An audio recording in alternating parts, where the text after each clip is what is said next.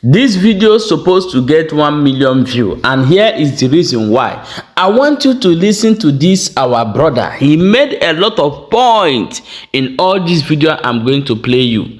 Do you know that the Nigerian government are doing everything to distract us in other ways for them to carry the evil agenda against Mazi Nnamdi Kanu? Not only that, they are doing everything possible to make sure they bring you, the Igbo youth, and go and protest and to buy you. So if you like, watch this video, share the video to everyone to listen and see what is happening in the country you called your country. Now let us watch the video before we come back and continue. Stay tuned. This revolution that we want, the Igbos are always prepared for the revolution. Yeah, VDM, you are right, you are correct. The Igbos are the most rugged tribe in Nigeria, and we are ever ready for a revolution. We are not afraid of a revolution. Do you understand? But sadly for you people this time around, we are not interested to march shoulder to shoulder with you guys. The Igbo shall not match with the rest of the tribes in Nigeria. We are not interested in whatever revolution you people are planning, and this is my reason. The reason is that anytime something bad happens to the Igbos, it is the Igbo problem, and we are expected to fix it and fight it ourselves. But once it happens outside Igbo land, it is a Nigerian problem, and all of a sudden the Igbos are expected to come together in unity and fight. I have evidence for all this. Now this is all you say. The Igbos are supposed to do a march. Waiting don't dent their name for how many years? Finally something don't come clear them, and you all are cool about it. But I cannot cry more than the bereaved, you know. In that video, you said that you cannot cry more than the bereaved. Like you cannot do anything. You cannot cry more than the bereaved, because it is in our land that is happening, and we should fix it.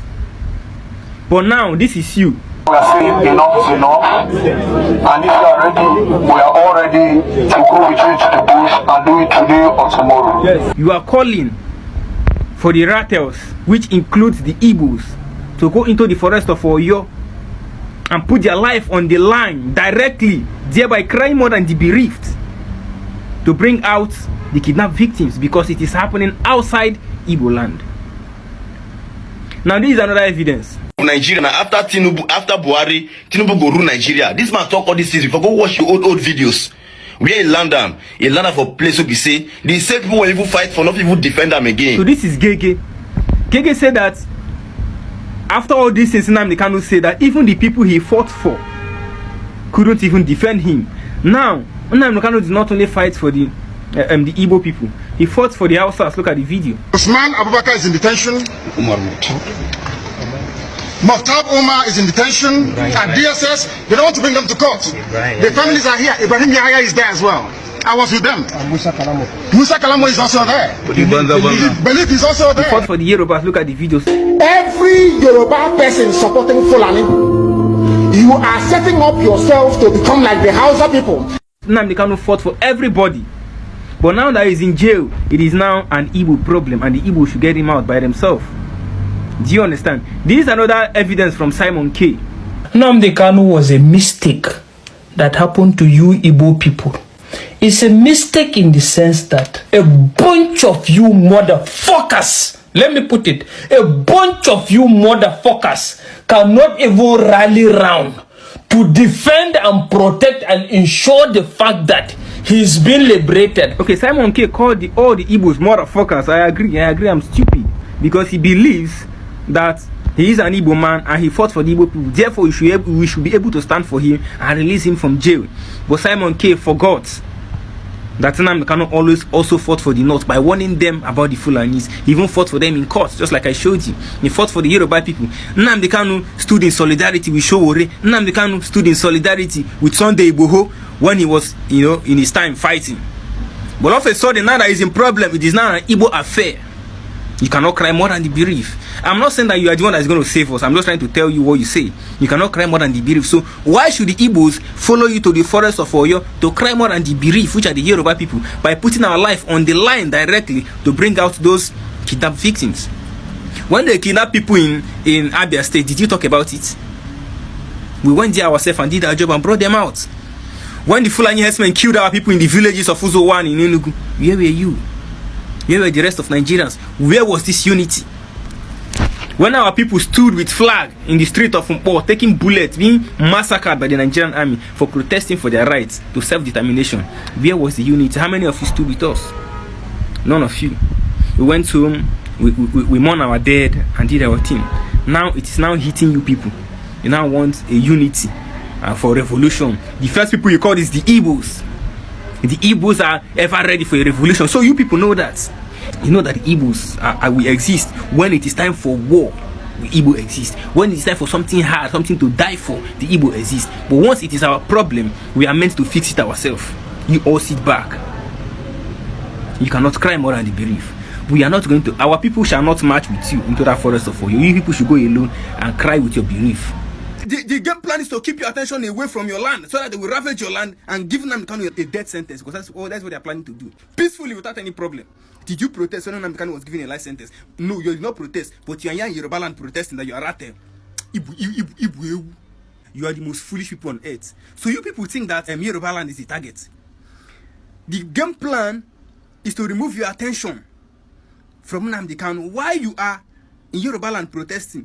Before you come back from your protest, you will hear that they have given Nnamdi Kanu a life sentence, a death sentence, because that's what they are planning to do.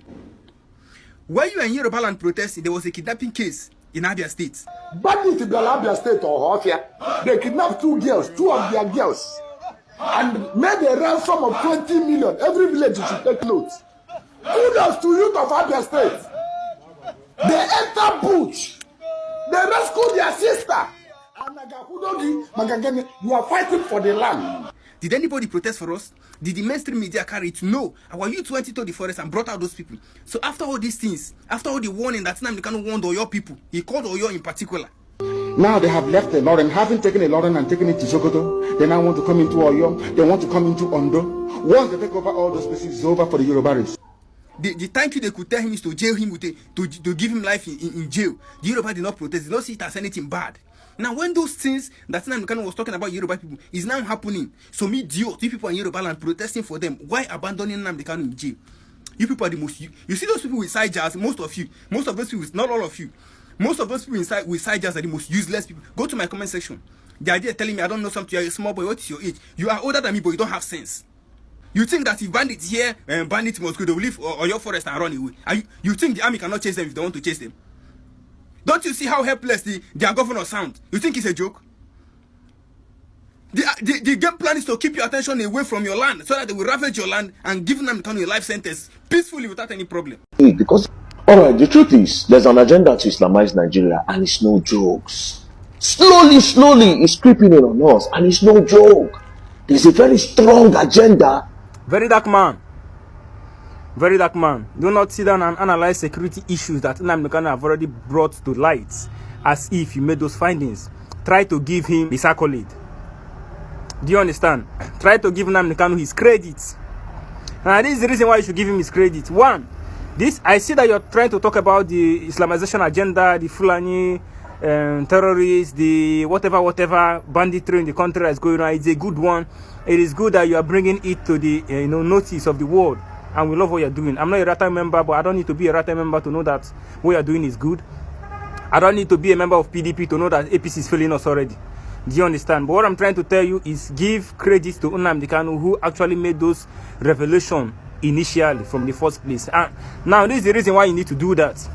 One, Nnamdi Kanu, who made those findings and said it, he brought it out to limelight when the heat was high. He took bullets for it. It cost him the life of his mom, the life of his dad, the life of his cousin's sister, the life of his dog, thousands of his followers. It forced him into exile, cost him decades in detention, brought injustice to him, and a lot of suffering. Do you understand? So don't come out and sit down and analyze what he has already said as if you are the one making those findings. It doesn't make no sense. Do you understand? You can actually, add this video to it. You can actually tell people, Nnamdi Kanu once said this. Don't just do like you are making a new finding. We all know this, And then Nnamdi Kanu was the one who brought it to our knowledge.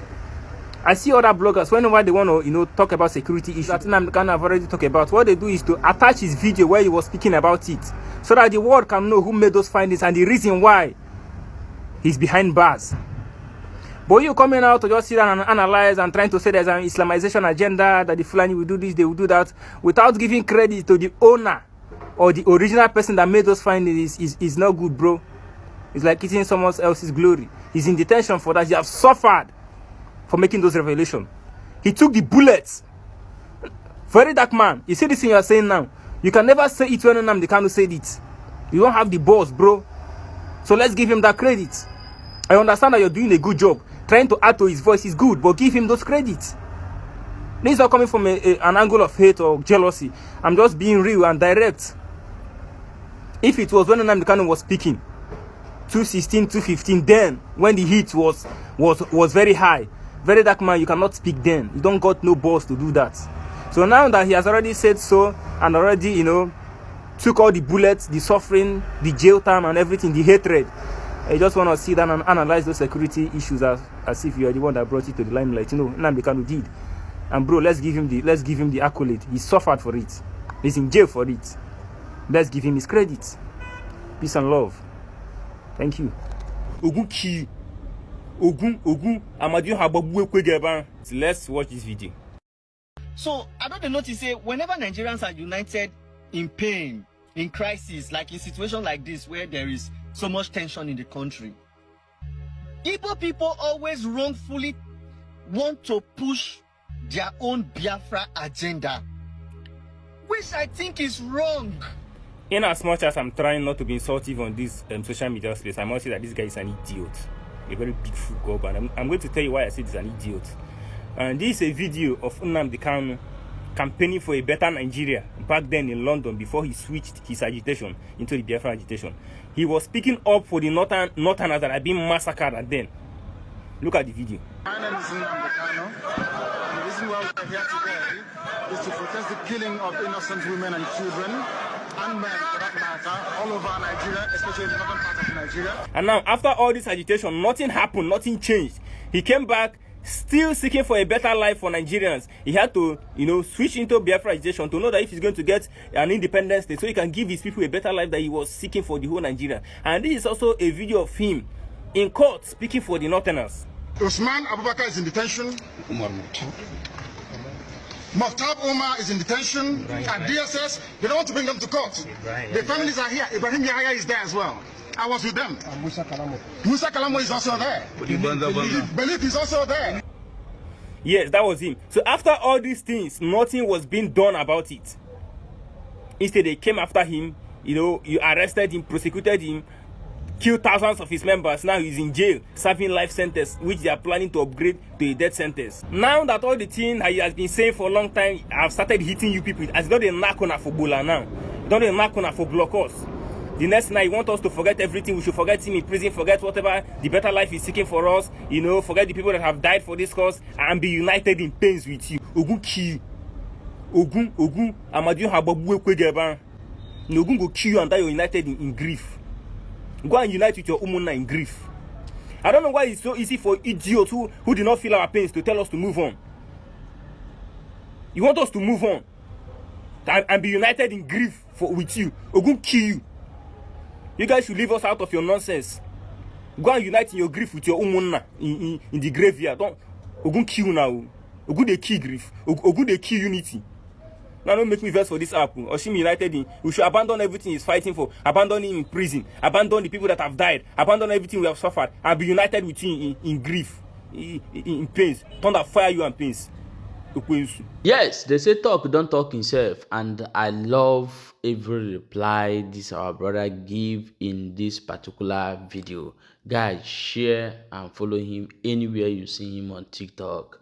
This guy did a very great job. Every Igbo youth supposed to share this video. You have to share the video. Share as many, share in the WhatsApp, share everywhere, because our youth have to be ready, be vigilant, be mentally stable, be educated, know what you want in Nigeria, period. Don't be anywhere they clamp you, follow them. Don't follow them. Watch what is going on. Watch closely so that you understand the situation on ground. Thank you guys, and share this video for more updates.